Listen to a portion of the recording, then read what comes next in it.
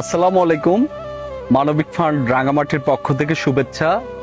আমরা জানতে পারি এই আপু আমাদের মানবিক ফান্ডকে একটি দরখাস্ত করে। তার দুইটি সন্তান, এই দুজন, একজন ক্লাস 4-এ পড়েন, একজন ক্লাস 1-এ পড়েন। যার কারণে ওনার স্বামীর সাথে ওনার দীর্ঘদিন যোগাযোগ নাই, যার ফলে উনি খুবই অর্থকষ্টে পড়ে গেছেন। আর ওনার সংসারের আয়ের উৎস তিনি নাই বলে এই বাচ্চাদের লেখাপড়া হুমকির মুখে পড়ে। উনি আমাদেরকে বললে তার ফলশ্রুতিতে আমি আমাদের মানবিক ফান্ডের সভাপতিকে বিষয়টা জানাই।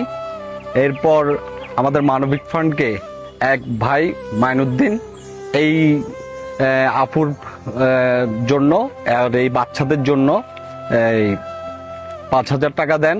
আরেক ভাই আমাদেরকে আরও 500 টাকা দিয়েছেন।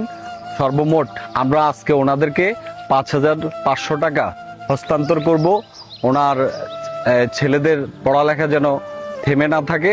আমরা চাই এরা ভবিষ্যতে মানুষের মতো মানুষ হয়ে তার মায়ের পাশে দাঁড়াবে। এখন আমাদের এই টাকাটা হস্তান্তর করবেন ওনাদেরকে আমাদের মানবিক ফান্ডের সম্মানিত উপদেষ্টা জনাব মাহফুজ মামা এবং আমাদের মানবিক ফান্ডের সম্মানিত সভাপতি জনাব ইদ্দিস হাওলাদার এবং আমাদের মানবিক ফান্ডের সম্মানিত অর্থ সম্পাদক সাইফুদ্দিন ভাই, এদিকে আসুন। এখান থেকে আন্টি এই একটু নেন একটু।